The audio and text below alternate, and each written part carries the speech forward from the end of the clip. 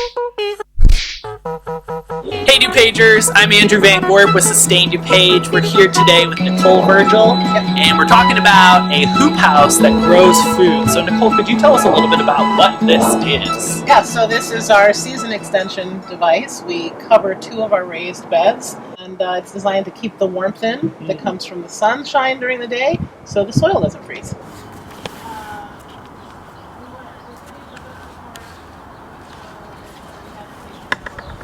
You can buy that are legal are permanent ones. This is. Can I get this on film? Do you mind?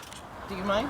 Not at all. Andrew is with Sustain DuPage. They're a not-for-profit that works towards sustainable things in DuPage County. I've been picking up garbage. So. Good Sorry. She is one of our supportive neighbors who doesn't mind, and everybody else around it's just this one home. Just the one guy? Right over here. Yeah. Anyway, they have said we have to take it down by February 28th. So we're not stopping. We're just going back to City Council tonight to say, okay, so now you're saying it's illegal, but we're saying you need to make it legal. How do you mentioned that like people around here support the greenhouse structure? Like, how do you know that? Just like through interactions like this, where you're just talking to neighbors? After the one neighbor complained, I walked the streets and did a petition. Oh, wow. So I talked to everybody who's within line of sight. I mean, all these people who have vision from the backyard on this block and that block. And I even went across the street, and I went across our street, and I went down that block, and I went down this. So, yeah. Well, we're not trying to be irritated. I mean, we're trying to. We understand we live on small lots. We have to cooperate with people. You know, we're not out in the middle of nowhere, so it's not possible. But my greatest hope would be that everybody could just develop to a point where there's a certain measure of ability to live and let live. Yeah. At one point, we've done the research. 40% of the produce harvested in this country was coming from people's backyards. Wow. And when that much stuff is being produced in people's backyards, people have like a familiarity with food and the mechanism used to develop food. It's not foreign, but we're so far from that now that anything that relates to food production is not familiar to people. What's familiar is what, like, the grocery store display, but the production methodology is not familiar. And so I think it's like when I've told someone else this, I moved here from the East Coast where the landscape is quite hilly. We have no use for water towers because our water pressure is not an issue. Wow. I moved out here and I saw these huge balls up in the air. And I'm like, what the heck is that? They were so outlandish to me. And I was like, they couldn't figure anything else out besides that. And now I've lived here long enough, you don't even notice them. It's a question of understanding the purpose. Right? And then you just develop. Just 4 feet by 4 feet. And that was my initial, like, well, let's see if we can grow lettuce. And I had my Mel Bartholomew square foot gardening strings across here, so it's 4 feet by 4 feet gives you 16 square feet. So I did 9 onions in one square, and I did 4 little heads of lettuce in another square, and I was trying these different things, and like everything just really grew. Humble beginnings here. Yeah. Which I think is encouraging for people out there who are like, I want to grow food. Can I do it? Yeah. This is how you started? Yeah, I started with this, so it worked. I mean, it worked so well that the next year, we built these 2 beds that are 4 by 30. And then we were like, well, half the backyard is gone now. We might as well fill up the rest. Yeah. So we didn't hire anybody to do anything. Okay, so we did everything ourselves. We used to have ice hockey rinks. My son played ice hockey, so we would build an ice hockey rink, another temporary recreational device. Yeah. And the boards you see here in these beds are from his ice hockey No rink. way. So we like to reuse things. Cool. And, plastic, a sheet of plastic like this it's not super expensive. You can get 100 feet of it for $70 or $80. Mostly what you need is time, energy, stick-to-itiveness. Elbow grease. grease. Can we head on inside and kind of see what's going on in there? Oh my gosh. Oh, it smells so good in here. Okay, so the immature spinach here, or the baby spinach, has been this size, but you can see, if you're familiar and you know what you're looking at, with plants, you see they're alive. They're not grayed out or browned out. No. They're totally alive, but they have been frozen solid 70 or 80 times since we planted them, which is so cool. How can they survive? I don't get it. The root systems being intact, as soon as that evening temperature starts to come up, to where, maybe it's 40 degrees overnight, then these things already have a root system, and I'll have a ton of spinach really fast. Whereas if I just started the seeds right now, we'd have to wait much longer. And so having food earlier in the year is a function of having the soil covered and getting that warmth up as soon as possible. The raised beds help with that as well, because the temperature can warm up because it's above ground level. So. Wow. So is this also that ice skating rink you were talking about? No, this was some other reused board that we used cool. for other. We reuse as much as we can. That's awesome. As we can. So reduce, reuse, recycle. Right. Right. There you go. So the stuff in front is garlic, and we grow hardnut garlic.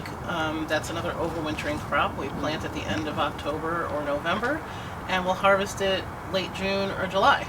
And you can see it's already got some greens on it, which means, the roots are established.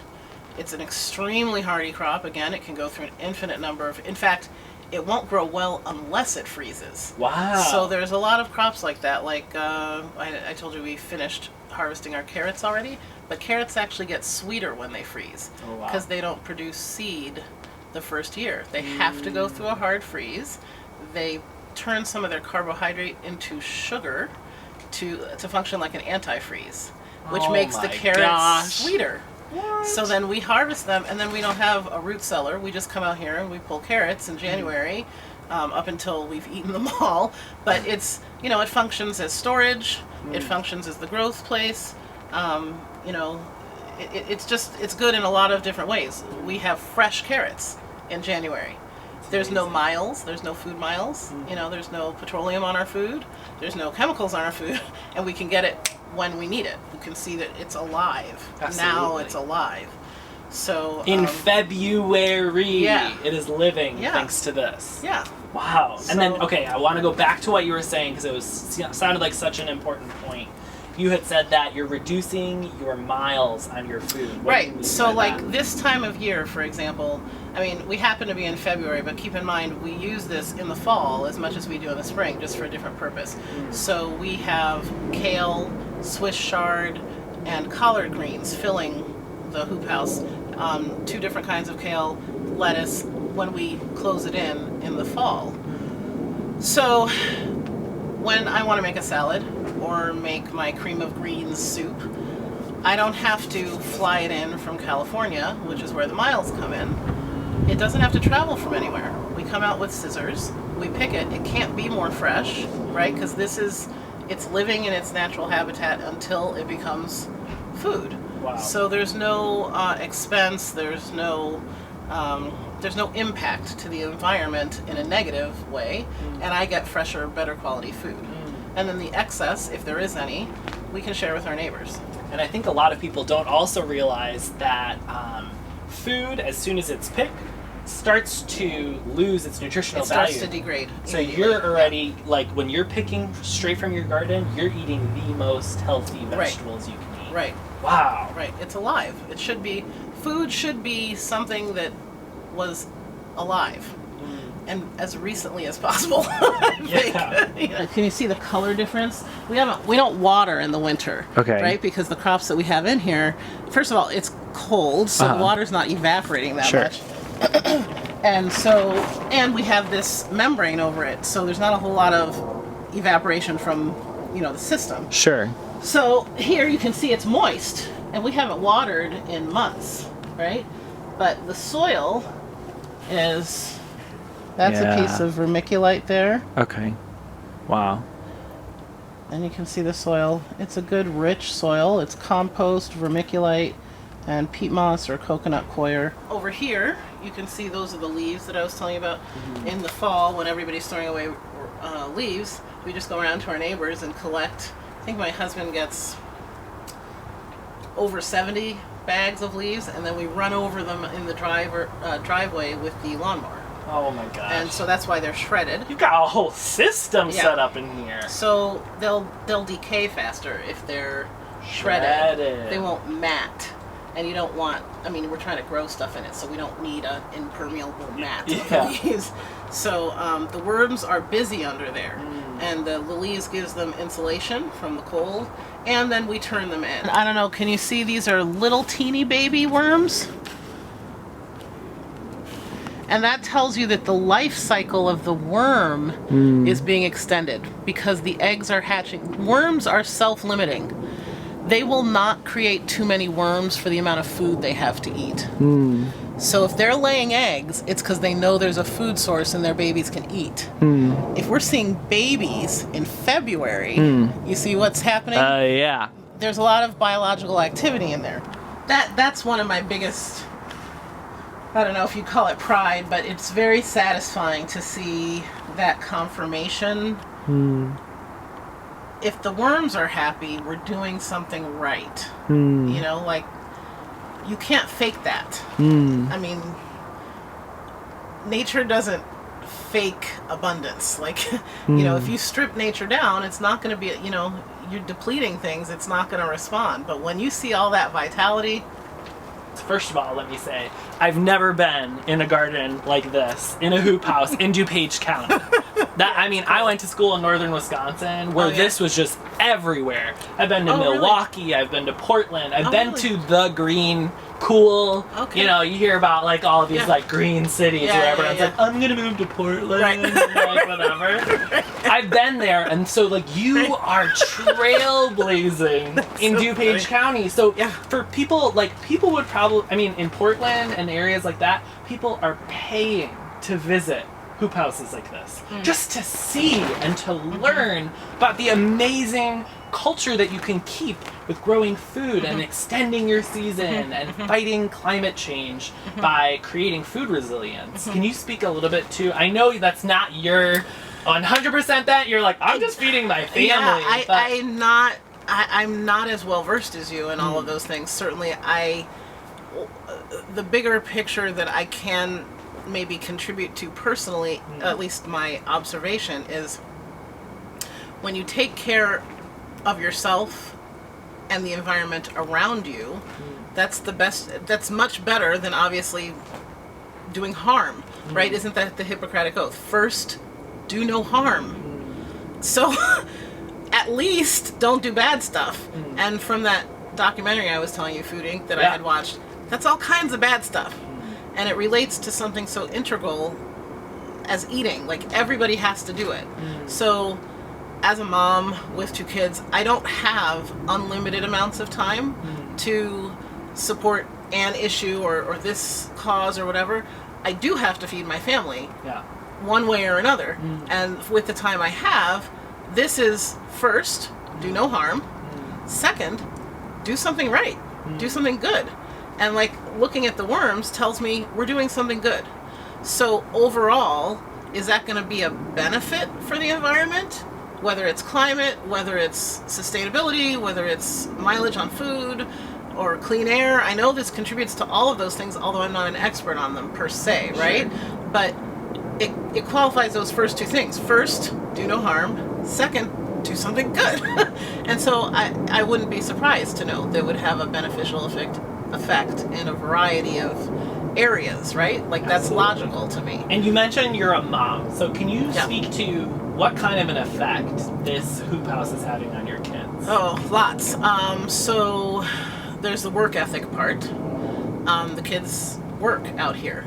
And, you know, last year when it was our first time, I don't know if you can see this up here, but my husband keeps track of the temperature. Oh. So you can see it's 70.3 degrees in here. And this sensor reads inside, so we can, it keeps track of the ambient temperature, and then inside we can see, you know, how warm is it in here. Yeah, and if it gets too hot, the sides roll up, and we'll roll it up so it can get more ventilation, right? Cool. It's just on a PVC tube. It's not complicated, but it can easily overheat in here if you were to get direct sun a lot, and we already have, you know, we have cool weather crops. It can't be 90 degrees in here. Sure. So, and I'm sorry, I got sidetracked. But the work ethic part. So in February, even when it is cold, it can be 50, 60 degrees in here because it's easily 20 to 30 degrees warmer in here than it can be outside, depending upon the direct sun, right? Wow. So the family can work out here, whereas in February, a lot of kids are cooped up inside, not really moving around as much. And this is real work because it relates to what they're going to eat. It's not contrived. It's not like a made-up chore or, it's real, right? It also relates them to the community because now my kids know all the plants and they know what the seeds look like. So when people come, we were on the Elmhurst Garden Walk this year, for example, people would come and they would have questions. And my kids naturally then are in a position of knowledge from their own intrinsic experience. It gives them confidence to know something. When an adult asks a question and here's a kid that knows the answer, it gives them confidence, right? Yeah. Economically, we have a little garden stand for them on Saturday mornings where they sell whatever extra we have. And then we stop paying for all their stuff. We don't buy them clothes, we don't buy them toys, we don't buy them bubble gum. Wait, how old are these kids? My daughter's 9 and my son is 14. Wow. But they have access to working. Yeah. Right?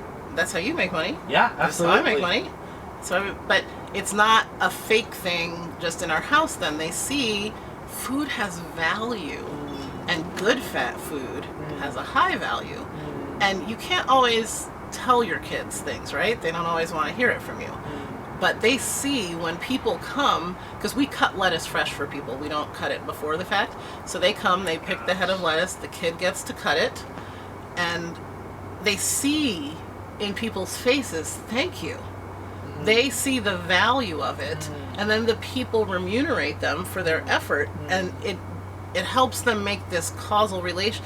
I earned this, I did this, an actual person actually wants this. It's very real. And there's to them. Pride, it almost sounds like. And it connects them to their food. So now when we've gone out and a few months ago, we went out for a quick dinner, get a salad. Yeah. My 9-year-old sat down and she ate the salad. She said, Mom, you know this isn't fresh, right? Oh, no! And I was like, yes! That's what you want, though. Right. They've got that understanding. Yeah. Wow. They know it in themselves as opposed to being told it, which, we have to teach some things by telling, but that sort of experiential learning is so much more potent. My daughter was sure she didn't need to know subtraction because, when we started this a couple years ago, she was like, I don't need to know subtraction, I already know addition. What do you need subtraction for? Oh my gosh. So then we're like, because you need subtraction. She was not going to be bothered. So we let her make change at the table. Yeah. Try to make change for your customers without knowing subtraction. Now she's all about subtraction. Wow. That is seriously so cool. There's a lot of different ways that it impacts the kids. Even just the property rights issue. They're seeing us go through all this nonsense. What to them, it's just their backyard. Let's it's back just up a dinner because people don't know at this point in the video. No worries. Yeah. So, okay, let's get a little bit more into the nitty gritty. So, you are facing a current challenge, an obstacle. Is that what you would call it? Sure. An obstacle, maybe? Sure.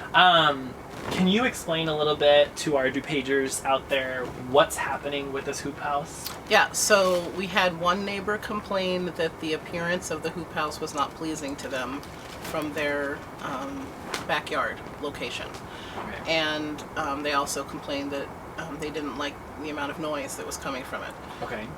So we went through, it was reported to the city. They did not come to us directly. Okay. So the city then launched an investigation, and in 2015-2016, that winter, they determined that we could leave it up. So long as it was temporary, it's okay. Okay. So we understood that to be the case. Yeah. And took it down either late March or early April. Sure. Somewhere in there, over a couple of days.